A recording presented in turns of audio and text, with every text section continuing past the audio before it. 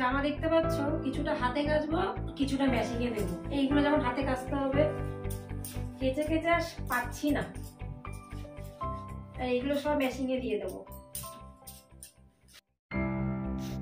নমস্কার আমার প্রিয় ইউটিউব পরিবার, তোমরা সবাই কেমন আছো? আশা করছি তোমরা সবাই অনেক ভালো আছো, সুস্থ আছো। আমিও ভালো আছি।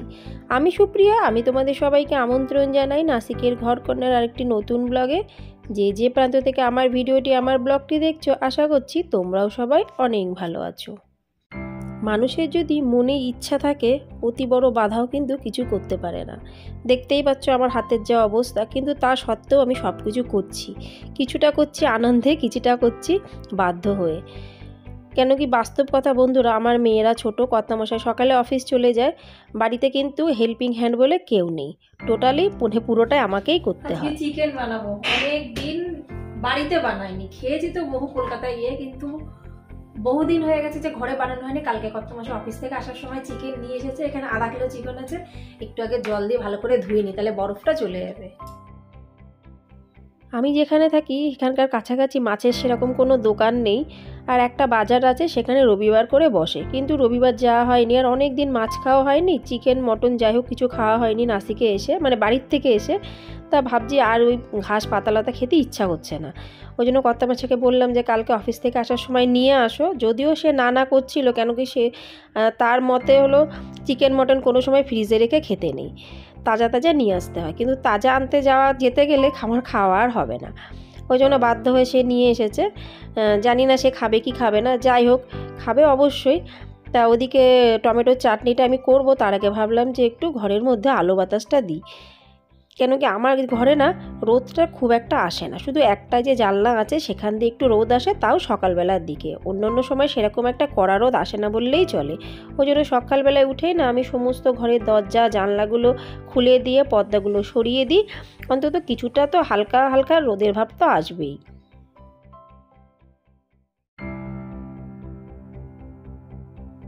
প্রতিদিনকার মতো আজও খুব সুন্দর দুটো কমেন্টস তোমাদের সাথে আমি শেয়ার করব।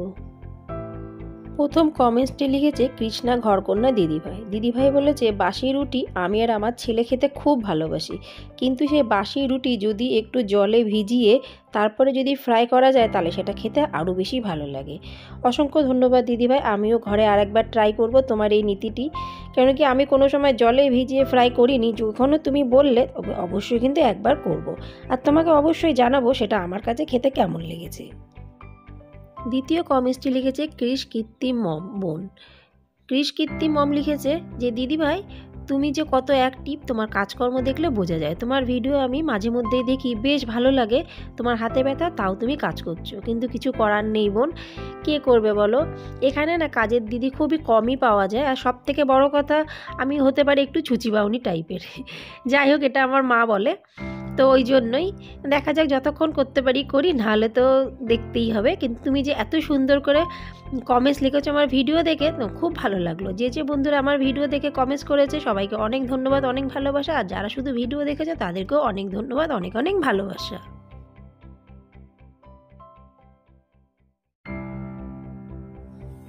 অনেকদিন পর চিকেন বানাবো, চাটনি বানানো হয়ে গেছে, ভাত করা হয়ে গেছে, আর পাঁপড় ভাজবো না সেটা তো হয় না, তোমরা তো জানো। আরেকটি সুন্দর কথা তোমাদের সাথে শেয়ার না করলেই নয়, শম্পা লাইফস্টাইল বোন বেশ অনেক দিন আগে আমাকে কমেন্টস করেছিল, দিদিভাই তোমার প্রায় ভিডিওতে দেখি তুমি অনেক পাঁপড় ভাজো। সত্যি বোন, আমরা কিন্তু প্রায় পাঁপড় ভাজা খাই, খেতেও বেশ ভালোও লাগে। কাজ করতে করতে পাঁপড় ভাজা খেলে মন্দ হয় না।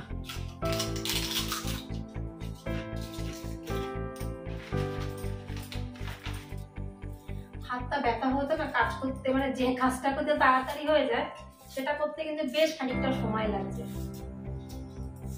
সবার জন্য সময় বের করি, নিজের জন্য বের করতে পারছি না। নাসিক এমন একটা জায়গা, সেখানে কিন্তু ঠান্ডাটা বেশিই থাকে। আর নাসিকে এখন তো অনেকটাই ঠান্ডা পড়ে গেছে, বলতে গেলে 24 ঘন্টার মধ্যে যতক্ষণ জেগে থাকি গরম জলটাই বেশি খাওয়া হয়। গরম জল মানে কিন্তু উষ্ণ, কিন্তু বেশ একটু হালকা হালকা গরম থাকবে, একদম পুরো উষ্ণ না। এখন আবার আমি চলে আসলাম আর এক গ্লাস গরম জল খেতে।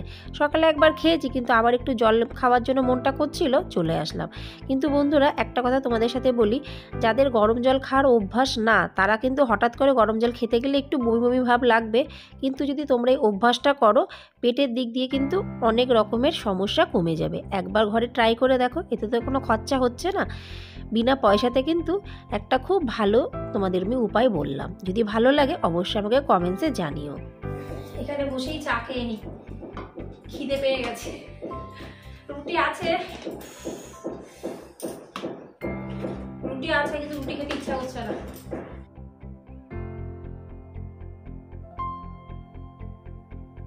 এবার শুধু চিকেন রান্নাটা বাকি। কাজ করতে সত্যি বন্ধুরা আমার একটু লেটই হচ্ছে, পাচ্ছি না যে ভালোভাবে যেটা করি মানে তাড়াতাড়ি করে সেটা পাচ্ছি না। একটু তো অসুবিধা হয়, এটা বাস্তব কথা।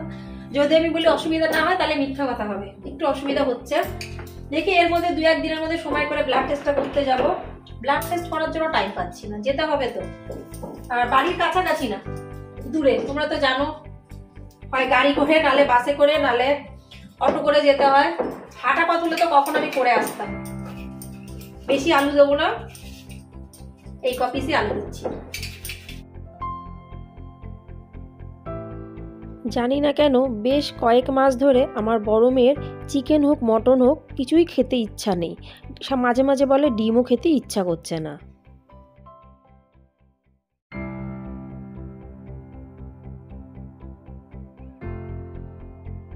আজকে না চিকেনটা কি করেছি জানো, কড়াইতে কষিয়ে কুকারে রেখে দিয়েছি আলু দিয়ে। মানে কষানো জিনিসটা টোটালি আমি পুরো কুকারে বসিয়ে দিয়েছি, একটা সিটি পরে নামিয়ে নেবো। আর ভাল লাগছে না। আর তার থেকেও বড় কথা, এই দেখো আমি একটু বেশি করে মশলাও করে রেখে দিয়েছি।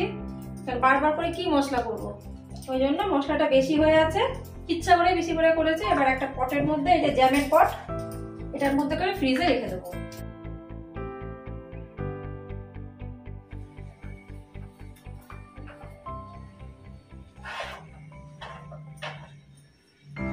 এটার মধ্যে করে রেখে দিয়েছি শুধু আদার পেস্ট, কারণ অল্প অল্প আদা লাগবে, কি বারবার মিক্সিতে পেস্ট করবো, ওই জন্য বেশি করে আদা নিয়ে এর মধ্যে পেস্ট করে রেখে দিয়েছি।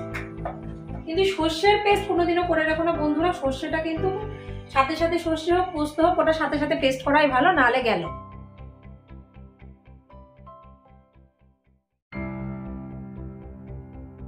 আমি কোনো সময় খালি মেজেতে সবজি কাটি না, কেন কি যে কোনো সবজির রস থাকে আর মেজে খারাপ হয়ে যায়। খুব বেশি কষ্টও না, কোনো পয়সাও খরচা করতে হবে না, কিন্তু কিছু কিছু যদি ঘরোয়া উপায় আমরা অ্যাপ্লাই করি তাহলে কিন্তু আমাদের খাটনিও কম হবে। মানে আমাদের গৃহবধূদের, যারা আমরা হাউস ওয়াইফ, আমাদের খাটনিও কম হবে, আর আমরা বাড়িঘরও কিন্তু খুব সুন্দর করে চকচকে করে রাখতে পারি। এই ধরো যেমন সবজির কথাটা বললাম, অনেক কাজে শুধু এমনি মেঝেতেই সবজি কাটে, তাতে কিন্তু কষ্ট হয় বেশি, মেঝে নোংরা হয়, রস পড়ে, দাগ হয়ে যায়, পরে সেটাকে আবার উঠাতে হয়। ওর থেকে ভালো একটা প্লাস্টিক কিংবা একটা নিউজ পেপার পেতে যদি আমরা সবজিপত্র কাটি তাহলে কিন্তু কোনো সময় দাগ হবে না। এই একটা খুব সুন্দর টিপস কিন্তু আমি তোমাদের সাথে শেয়ার করলাম। কোন কাজটা আমার করতে হচ্ছে না বন্ধুরা আমি বুঝে পাচ্ছি না, সবই তো করছি, আগেও যা করতাম এখনও তাই করছি। কেন কি আমার মেয়েরা ছোট, তারা তো ঘর নোংরা করতে একদম বিশাল বড় মানে ওস্তাদ টাইপের, তো ওদেরকে বলেও কোনো লাভ নেই। আর পড়ার টেবিল আছে, কিন্তু ওরা পড়ার টেবিলে কিছুই রাখবে না, যত যা রাখার এই যে সোফার পরে টি টেবিলের পরে ওদের মানে রাজত্ব। এইখানটায় ডেলি পরিষ্কার করি, তোমরা দেখতে পাও, আর ডেলি সকালবেলার থেকে আবার কিন্তু মানে যখনই ওরা স্কুল থেকে আসে তখনই নোংরা হওয়া শুরু হয়। মাঝে মাঝে একটু কষ্ট হয় যে ওরা এত নোংরা করে, তারপর আবার ভাবি ছোট মানুষ তো, বড় হয়ে গেলে আপনার সব ঠিক হয়ে যাবে। আর এটাই কিন্তু বাস্তব কথা। যখন এই কথাগুলো আমি আমার মাকে বলি তখন আমার মা বলে তুই তো এর থেকেও বেশি নোংরা করতিস ঘরদোর। এই কথা শুনে আমি নিজেই কিন্তু পুরো চুপচাপ হয়ে যেতাম। কিন্তু যাই হোক, একটা সবথেকে বাস্তব কথা, নিজের বাড়ি ঘর পরিষ্কার পরিচ্ছন্ন রাখতে গেলে কষ্ট লাগে না, আমার তো সেটাই মনে হয়। আমি তো নোংরা দেখলেই ভাবি ইস কখন সেটাকে পরিষ্কার করব। তোমাদের কেমন মনে হয় অবশ্যই কিন্তু আমাকে কমেন্টসে জানিও, কেন কি পরিষ্কার পরিচ্ছন্ন বাড়িতেই কিন্তু লক্ষ্মীর বাস। চিকেনের ঝোল হয়ে রেডি। একটু উপর দিয়ে হালকা করে গরম মশলা দেবো। গ্যাসের খরচা কর্তা মশলা কিভাবে বাঁচাই দেখতে পাচ্ছ, সময়ও বেঁচে যায়। আর এই গরম মশলাটা কিন্তু আমি ঘরে বানিয়েছি, বাইরে গরম মশলা আমার ঠিকটা অতটা ভালো লাগে না, সময়ও অনেকটা বাঁচে আর তার থেকে গ্যাসেরও অনেক খরচা বেঁচে যায়। তোমাদের সাথে একটা হাসির কথা শেয়ার করি, জানি না কেন বেশ কিছুদিন ধরে শসা খেতে ইচ্ছা হচ্ছে। শসা কিন্তু আমি অতটা ভালো খাই না, কিন্তু এখন ইদানিং প্রতিদিনই দুপুরে খাবারের সাথে শসাটা খাই। এটা কিন্তু খুব ভালো। এর সাথে যদি কাঁচা টমেটো স্যালাড হিসাবে খাওয়া যায়, কিন্তু কাঁচা টমেটো আমি ঠিক একটা অতটা খাই না, ভালো লাগে না। শসাটা বেশ ভালোই লাগছে, ওই জন্য প্রতিদিন মোটামুটি খাচ্ছি।